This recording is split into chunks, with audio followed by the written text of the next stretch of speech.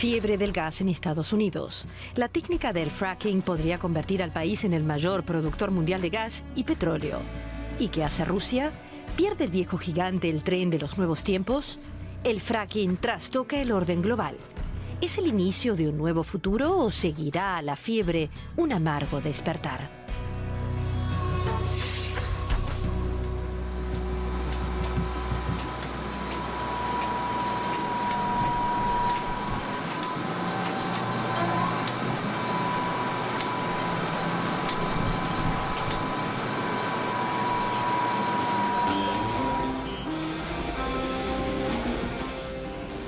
Aquí en las praderas de Dakota del Norte comienza el sueño estadounidense de convertirse en superpotencia energética.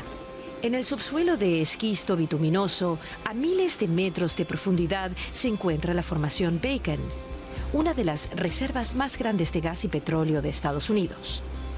Considerado inexplotable durante largo tiempo, este yacimiento es hoy el detonante de un auge industrial sin parangón desde hace decenios. Terminal de Williston. Antes de la fiebre del gas se había previsto cerrar la estación. Hoy, trenes de todo el país llegan a este inhóspito lugar. Los aventureros acuden desde muy lejos, atraídos como insectos por la luz, con la esperanza de encontrar un empleo bien pagado.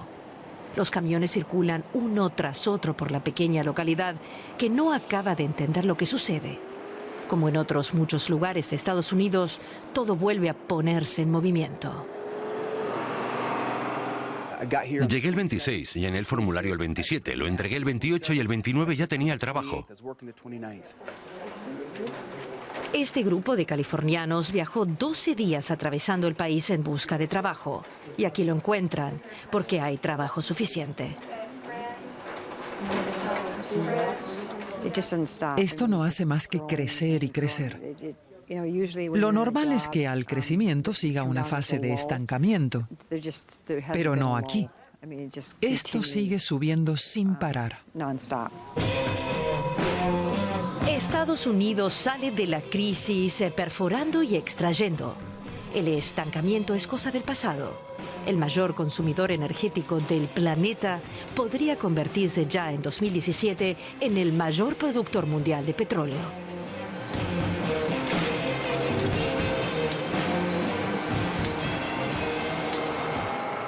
Las compañías petroleras han erigido enormes poblados de contenedores, fáciles de montar y desmontar cuando la caravana prosiga su camino. Solo en este habitan más de 1,000 trabajadores.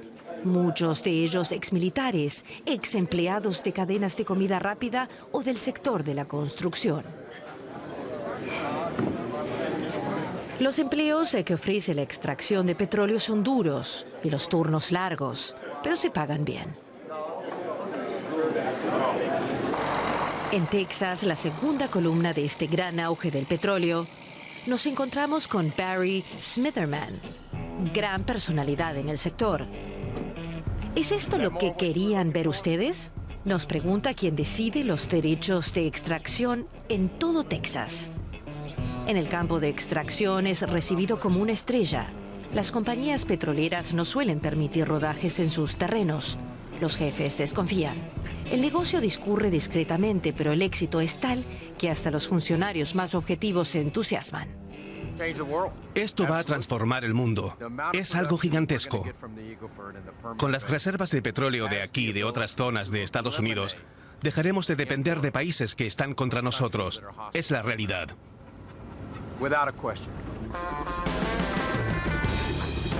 El vocablo mágico que posibilita el milagro energético americano se llama fracking, hidrofacturación en español. Desde que George W. Bush dejara en 2005 prácticamente fuera de vigor la normativa ambiental de protección de aguas potables, las compañías pueden aplicar el método libremente. Cuando comienza el trabajo, cientos de camiones cisterna cargados de agua se desplazan hasta la perforación. Toneladas de bolitas de cuarzo se introducen en el esquisto bituminoso para evitar que las fisuras de los estratos rocosos se cierren. Con ellas se bombea a las profundidades a presión una mezcla de productos químicos, arena y millones de litros de agua. Solo una parte del agua ascenderá de nuevo, el resto permanecerá abajo, en la roca fracturada, junto con las sustancias químicas. ¿Qué consecuencias tendrá esto? Eso nadie lo sabe. Así se logra llegar a yacimientos de gas y petróleo antes inaccesibles. Las consecuencias para Estados Unidos son enormes. El sueño de la autosuficiencia energética podría hacerse realidad. El país podría saciar por sí solo su sed de petróleo barato. Ni el actual presidente y su gobierno, ni Clinton, Bush, Reagan o Nixon, admitieron jamás abiertamente que el motivo de nuestra presencia en el Medio Oriente sea el petróleo.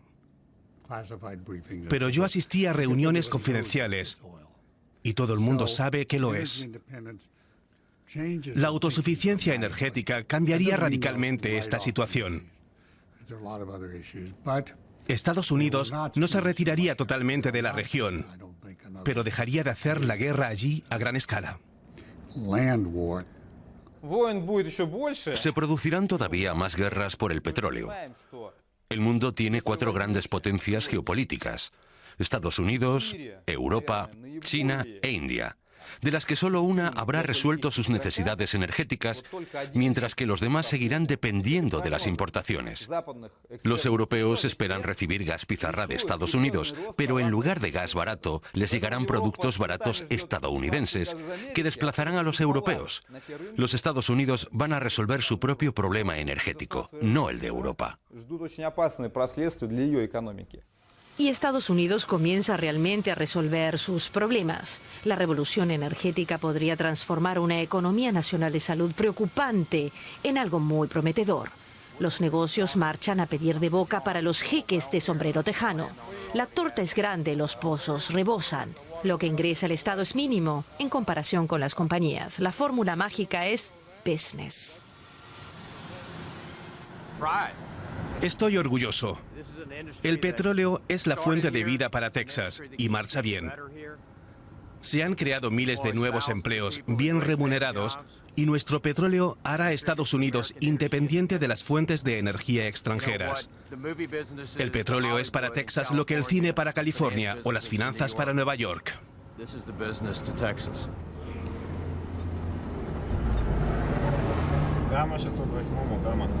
Alexander nunca oyó hablar del auge del gas pizarra estadounidense. Su mundo son los campos petrolíferos en Siberia Occidental. Desde hace poco, su empresa forma parte del consorcio estatal ruso Rosneft. La extracción petrolera rusa está en su mayor parte en manos del Estado. La tarea personal de Alexander consiste en controlar perforaciones. Él comprueba la presión de las bombas y la concentración del petróleo. Recorre diariamente docenas de perforaciones, aunque los viejos campos ya no rinden mucho. La mezcla de agua y petróleo es cada vez peor.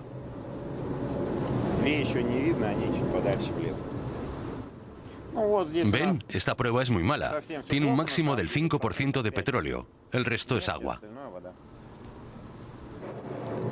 Las reservas petrolíferas siberianas son legendarias.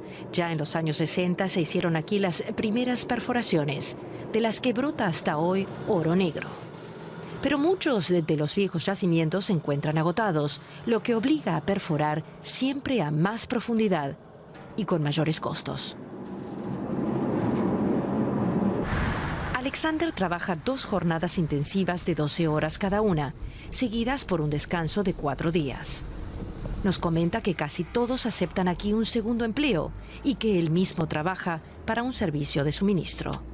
Vive en la ciudad de Nizhnevartovsk, cuyos edificios prefabricados fueron construidos en la época soviética para alojar a los numerosos trabajadores del petróleo. La familia de Alexander ocupa una vivienda de 3 habitaciones. Están reformando su propia vivienda y los entrevistamos por eso en casa de los vecinos. Cuando acabemos, nuestra casa será como esta, nos dicen. Alexander gana al mes el equivalente a 1.000 euros.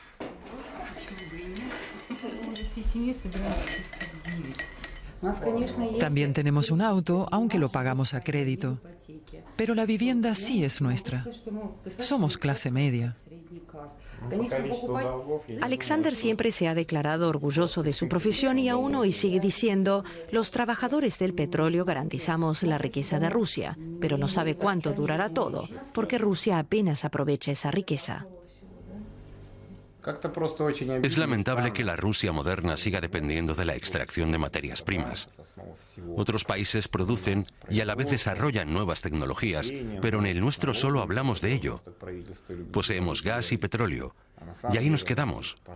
Solo sabemos extraer en lugar de fabricar nosotros mismos a partir de nuestras materias primas.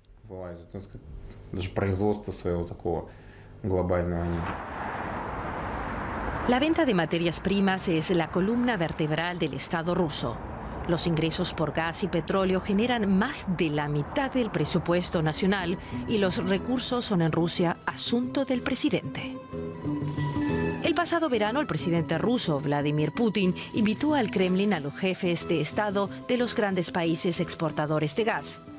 Acudieron el presidente de Irán, los latinoamericanos, todos los protagonistas del sector del gas, incluso Qatar, el mayor exportador mundial.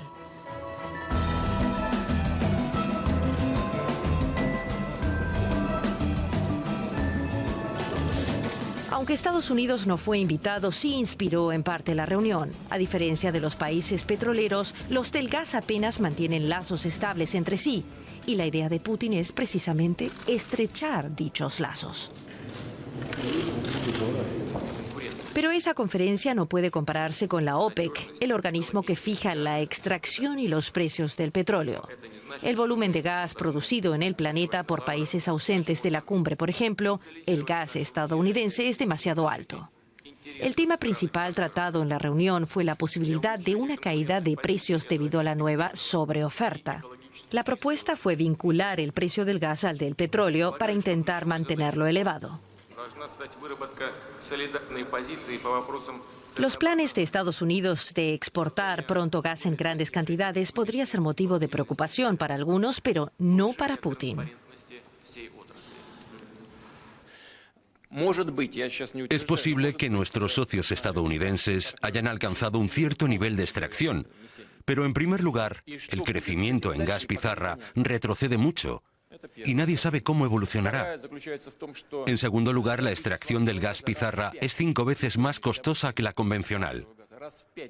Tercero, Rusia también tiene grandes posibilidades de extraer gas pizarra, así como gas convencional. Nuestro país posee las mayores reservas del mundo. Ustedes lo saben. Tenemos trillones.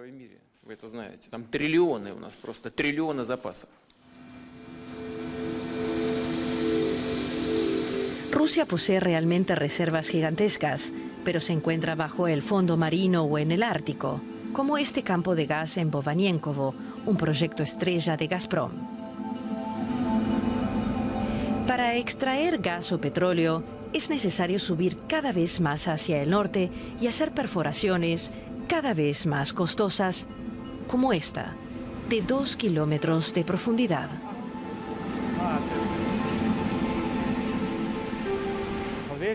Esta es una capa de permafrost, hielo permanente, aunque solo los primeros 500 metros. Luego ya es más fácil perforar.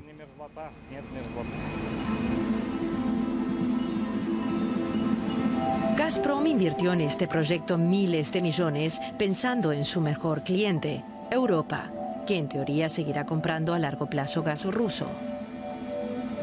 Los suministros de Gazprom por gasoductos son más seguros que los de nuevos proveedores, afirma Putin, quien no duda en emplear argumentos ecológicos contra la competencia, mientras ignora habitualmente cualquier consideración ambiental, salvo cuando ésta le reporte beneficios políticos. ¿Podrá ofrecer Estados Unidos gas pizarra en el mercado mundial? Puede que sí y puede que no. Si lo hace, será en pequeñas cantidades que no surtirán efecto sobre el mercado global. Eso no nos preocupa. Lo que sí nos preocupa son las consecuencias ambientales, porque el método de extracción del gas pizarra es un método bárbaro.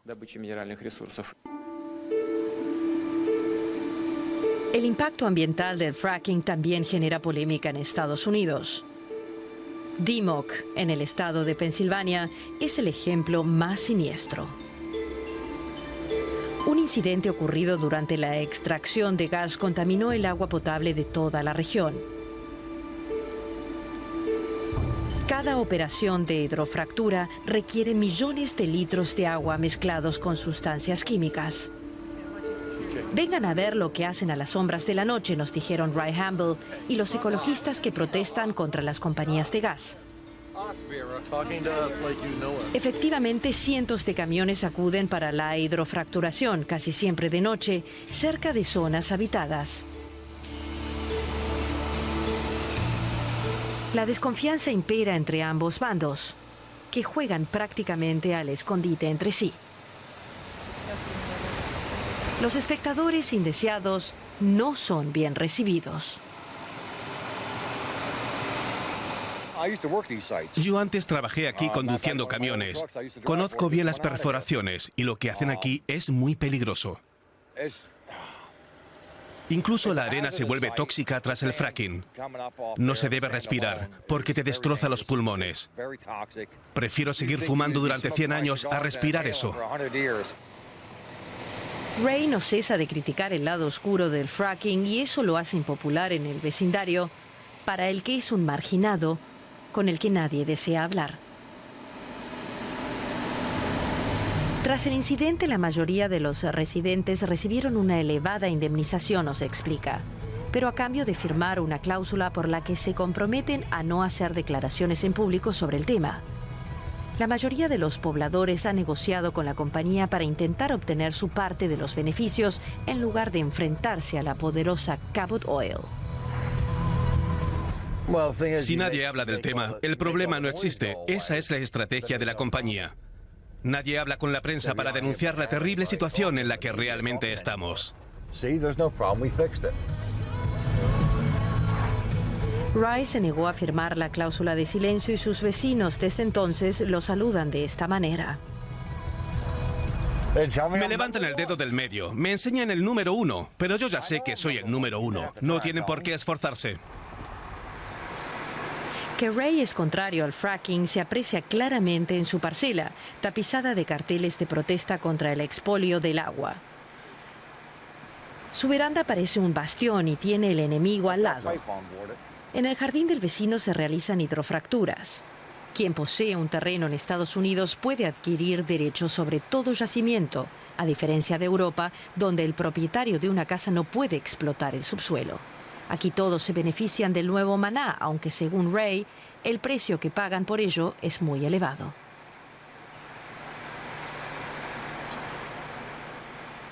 Nos muestra montañas de documentos e informes de laboratorio. Desde que en DeMock se extrae gas pizarra, muchas fuentes de agua son tóxicas. Aluminio, arsenio y bario hacen el agua de cañería no apta para el consumo humano. Los responsables del medio ambiente investigaron el caso y declararon culpable a Cabot Oil, la compañía del fracking. Esta pagó una indemnización, pero restó importancia al caso. Cuando los de la compañía de gas vinieron a casa, les ofrecí un vaso grande de agua y les dije, beban eso. Y ellos respondieron, no pensamos beberla. ¿Por qué? Si dicen que el agua está bien. No la vamos a tocar. Tiene sustancias tóxicas. No vamos a beberla. Tampoco Ray la bebe. Desde hace 4 años compra el agua potable por paletas enteras que almacena en su sótano. Por si fuera poco, incluso tiene que procurarse el agua para bañarse y fregar. DeMock muestra a pequeña escala los peligros del fracking.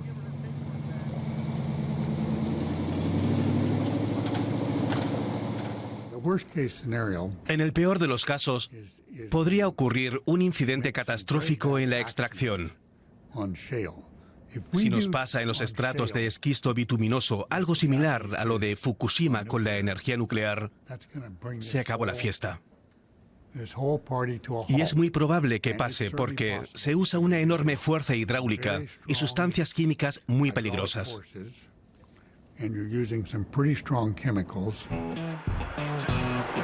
Pero de momento la fiesta continúa y todos acuden, políticos y periodistas, para ver con sus propios ojos el milagro generador de empleo.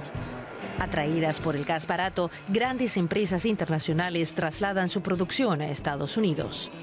Vallourec, gran consorcio franco-alemán, inaugura aquí una nueva acería. Los europeos han invertido ya $1.200 millones. Estamos en Youngstown, Ohio. La inversión es fuerte, la fábrica contratará a 400 trabajadores y 4.000 puestos surgirán en toda la región. No solo florece la actividad del fracking, la energía barata ofrece además una ventaja competitiva que permite a Estados Unidos resistir la presión de los países de bajos salarios.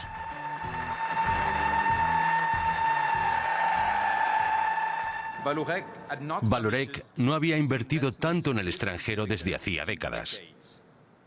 Pero tenemos el deber ante nuestros clientes de no cerrar los ojos al futuro, que estará en Estados Unidos, con su mercado floreciente de gas y petróleo. Grandes limusinas recorren el centro de Houston. La 17ª Feria Internacional del Gas abre sus puertas. Procedentes de 80 naciones, las compañías, magnates y personalidades más importantes del sector acuden a Texas. El sector florece. Estados Unidos encabeza este año la lista de países por volumen de extracción, destronando a los anteriores número 1, Rusia y Qatar. En Houston se establecen contactos y se cierran contratos por miles de millones sobre futuros suministros, sobre todo con países de la región asiática. El gas licuado y los bajos precios atraen a las economías asiáticas sedientas de energía al mercado estadounidense. Cuando en Texas se firman acuerdos comerciales, no falta Smitherman. Es él quien decide además las licencias de perforación de gas. Smitherman procede del sector de la energía y tiene olfato para los grandes negocios.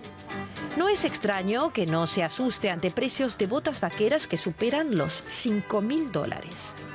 Estados Unidos comenzará a exportar en 2015 a escala mundial. Las reservas son enormes y se planean grandes proyectos.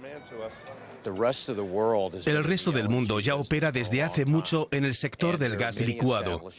Los exportadores tradicionales suministran globalmente grandes cantidades. Nosotros seremos quizás los nuevos y recién llegados, pero con nuestras enormes reservas bien pronto jugaremos un papel esencial.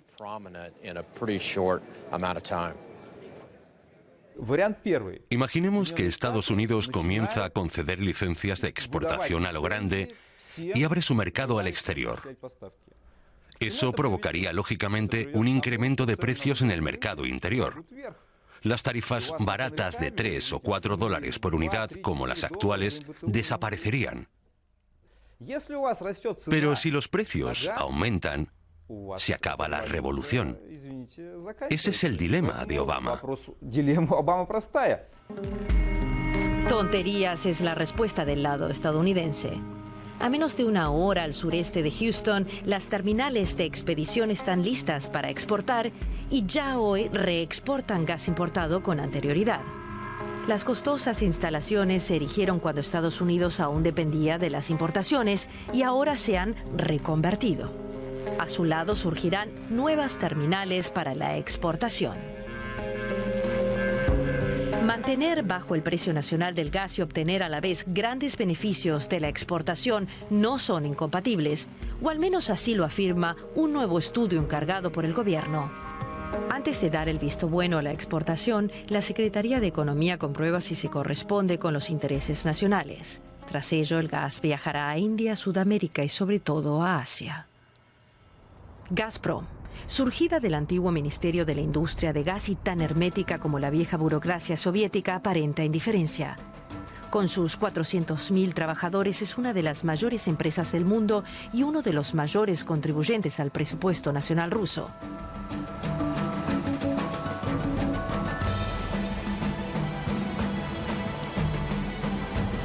Si Gazprom va bien, Rusia va bien, se dice en el país. Y de hecho todo ha ido bien durante mucho tiempo, sobre todo gracias a los contratos de suministro a largo plazo con Europa.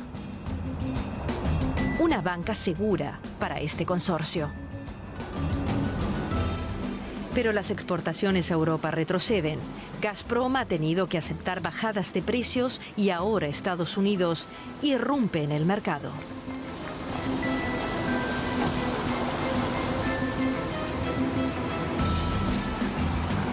Todo ello debiera preocupar a la Asamblea Anual, pero no parece robar el sueño a los accionistas. Gazprom disfruta de la protección del Estado y continúa arrojando beneficios. Eso es lo que cuenta, todo lo demás son, al parecer, fenómenos pasajeros. Alexei Borisovich Miller, presidente del consorcio, está más seguro que nunca y le gusta decir que la revolución del gas pizarra estadounidense no es más que una burbuja que pronto explotará como pompa de jabón. Hay quien lo acusa por eso de cerrar los ojos a la nueva evolución. Trabajamos en todos los usos horarios de Rusia, lo que significa que nuestra jornada no termina nunca. Nunca cerramos los ojos. Gazprom no duerme. Le ruego tomar nota de que somos hoy la empresa líder en el sector de la energía a escala mundial. Somos un grupo global con una proporción del 5% en el mercado de gas licuado, que pronto será del 15%.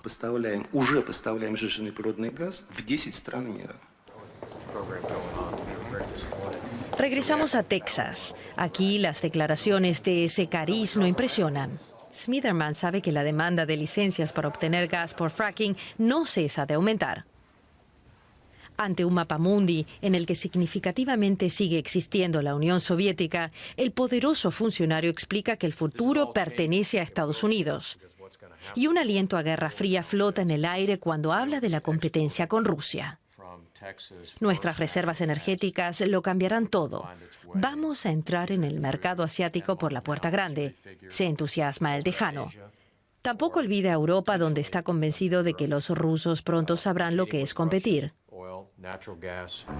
Estados Unidos se prepara de nuevo a dar un salto, piensan Smitherman y también muchos de sus compatriotas. El nuevo milagro se sostiene sobre dos columnas igualmente sólidas, gas y petróleo. Una ventaja competitiva considerable frente a otras economías. El resto del mundo debe tener en cuenta que poseemos las mayores reservas, sabemos utilizarlas y pronto comenzaremos a vender gas por todo el planeta. Tenemos los mejores ingenieros y técnicos y estos seguirán encontrando nuevos yacimientos. ¿Transformará el fracking nuestro mundo? ¿O es solo una nueva burbuja? Nuestro reportaje comenzó planteando esas preguntas y, sin embargo, no podemos dar una respuesta concluyente. Pero algo parece claro. Aunque la nueva fiebre no ha hecho más que comenzar, ya es mucho lo que trastoca.